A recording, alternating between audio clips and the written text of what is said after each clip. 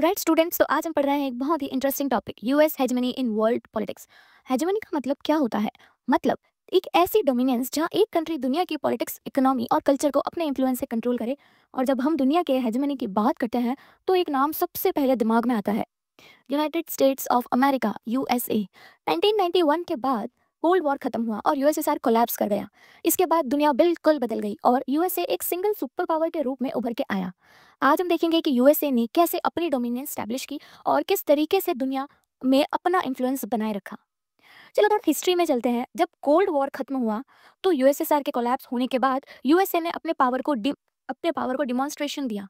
अब वर्ल्ड में एक यूनिपोलर ऑर्डर स्टैब्लिश हो चुका था, जहां सिर्फ एक सुपर पावर बचा था, यूएसए।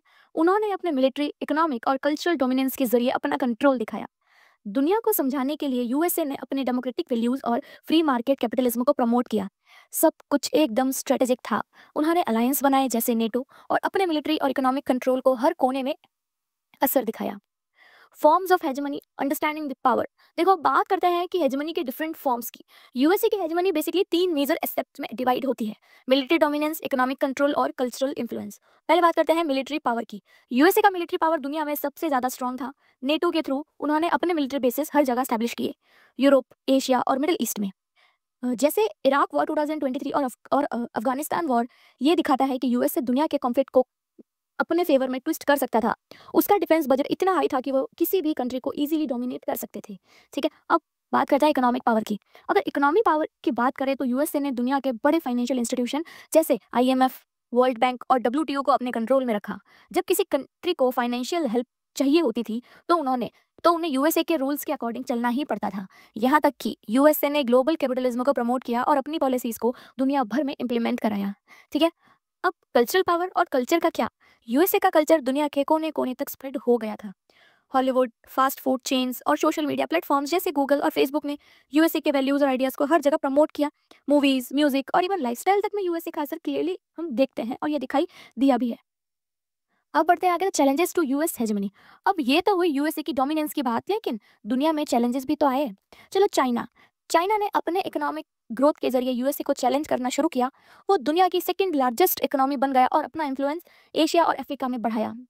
रशिया ने अभी अप- रशिया ने भी अपने पॉलिटिकल और मिलिट्री पावर से यूएसए का इन्फ्लुएंस को रोकने की कोशिश की। यूक्रेन कॉन्फ्लिक्ट के जरिए उन्होंने अपनी रीजनल डोमिनेंस दिखाई। ग्लोबल डिस्कंटेंट देखे तो दुनिया के कई कंट्रीज यूएसए के यूनिलेटरल डिसीजन से नाराज भी हुई। इस वजह से नए अलायंस जैसे ब्रिक्स ब्रिक्स क्या Brazil, Russia, India, China, south Africa emerge हुए, जो यूएसए के इन्फ्लुएंस को जो है काउंटर करना चाहते थे। फ्यूचर में क्या होगा? क्या यूएसए अपनी हेजेमनी को मेंटेन कर पाएगा? ये एक बहुत ही इंटरेस्टिंग क्वेश्चन है। आज के टाइम में मल्टीपोलर वर्ल्ड ऑर्डर की शुरुआत हो चुकी है, जहां मल्टीपल पावर अपना इन्फ्लुएंस एस्टैब्लिश कर रही है। लेकिन यूएसए के पास अब भी दुनिया का सबसे स्ट्रॉन्ग मिलिट्री और इकोनॉमिक सिस्टम है। ये देखना होगा कि क्या वो नए चैलेंजेस का सामना कर पाएंगे या फिर उनका डोमिनेंस धीरे धीरे कम होगा। तो स्टूडेंट्स, आज हमने देखा कि यूएसए ने अपनी हेजेमनी कैसे स्टैब्लिश की, मिलिट्री, इकोनॉमिक और कल्चरल पावर के जरिए। लेकिन नए चैलेंजेस के साथ ग्लोबल पॉलिटिक्स अब एक नई डायरेक्शन में जा रही है। समय के साथ पता चलेगा कि यूएसए अपना स्टेटस को मेंटेन कर पाएगा या नए सुपर पावर्स दुनिया के जियो पॉलिटिक्स को रिडिफाइन करेंगे। आपको क्या लगता है, फ्यूचर में कौन डोमिनेट करेगा, यूएसए, चाइना या एक multipolar world system? Let me know in the comment और during our next class discussion. So इस लेक्चर को लाइक करना, सब्सक्राइब करना और शेयर करना। ये था क्लास 10 पॉलिटिकल साइंस का क्विक रिवीजन।